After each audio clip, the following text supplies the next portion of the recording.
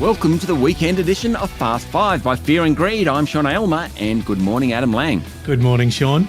On weekdays, it's all about the Fast Five, the top 5 business stories in 5 minutes. On the weekends, though, we're still going to keep it to 5 minutes, but we're going to pick out the biggest story of the week, the sleeper story, that's the one that tends to fly under the radar, the most remarkable story, and our favourite story. So let's get into it. Adam, what's your biggest story of the week? Well, Sean, for me, it was inflation and the tempering data we're seeing on expectations. So this week, Sean, you reported the Melbourne Institute published data that consumer inflation expectations had fallen from 6.3% in July to 5.9% in August.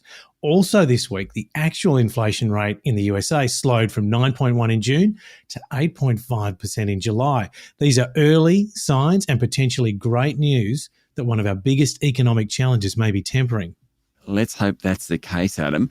My biggest story of the week, well, I'm going with profit season. The two companies with the largest number of shareholders, Telstra and Commonwealth Bank, reported earnings. In Commonwealth Bank's case, it was up 11%, nearly $10 billion it made for the year ending June. What I liked was Matt Common's commentary about the economy. What I was worried about is the fact that he said that people have already tempered spending due to higher interest rates. In Telstra's case, its half-year profit was $1.8 billion, was down just a little bit, but it increased its dividend, first time in 7 years. Given there's more than 1 million shareholders, a lot of very happy people out there. Put Telstra and Commonwealth Bank together, big week. That's my biggest story. Sean, that big companies are keeping their health and profits amongst all these challenges, it is a massive story. Adam, your most remarkable story of the week. Okay, I've gone around the world for this one, Sean, and my nomination comes from North Korea and Kim Jong-un's sister, Kim Yo-jong. So you reported this on Thursday, Sean. You were lost for words. I still don't know what to say. Kim Jong-un reportedly suffered from high fever during a recent COVID outbreak, and his sister blamed it on South Korea. Get this. She said COVID was carried by pamphlets, which she called propaganda leaflets and dirty objects, in the air by balloon over the border. COVID delivered by balloon.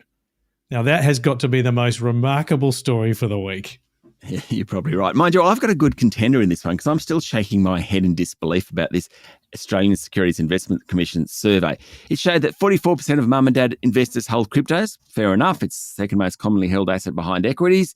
The big jump in people investing in equities are adults between 18 and 34 years of age. I kind of get that. What's remarkable, 2 in 5 of those, 41%, are relying on finfluencers and social medias to find out about investing.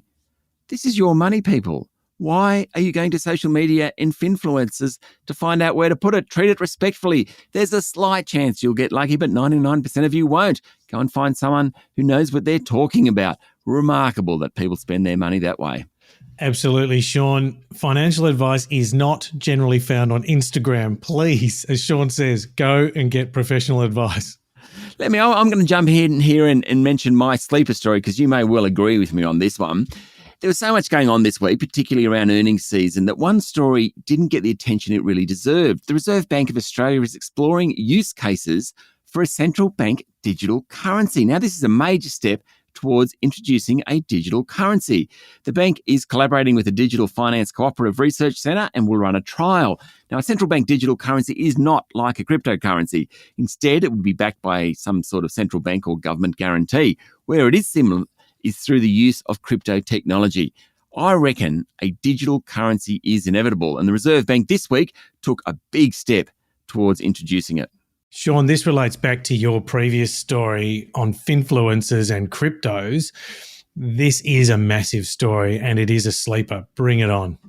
Tell me, Adam, what's your favourite story of the week? Okay. It's an omnibus nomination from one of our favourite human headlines, former US President Donald Trump. So, in the beginning of the week, Sean, you reported that he was considering stepping back into the ring of politics for the 2024 presidential campaign. By the middle of the week, the US Attorney General had approved an FBI raid on his Mar-a-Lago estate in Palm Beach, Florida. And then by the end of the week, a federal court panel ruled that Trump must hand over his tax returns to a House committee. What a week, what a set of stories, and just one man to thank, Donald Trump. Incredible story. Well, thank may not be the right word, is it? Yeah, well, he's good for journalists. Okay. There you go, 5 minutes and pretty much everything you need to know in the world of business. Thank you very much, Adam. Enjoy your weekend. Thank you, Sean, and you too. We'll be back on Monday morning with the top 5 business stories in 5 minutes. I'm Sean Aylmer, and this is the Fast 5 by Fear and Greed.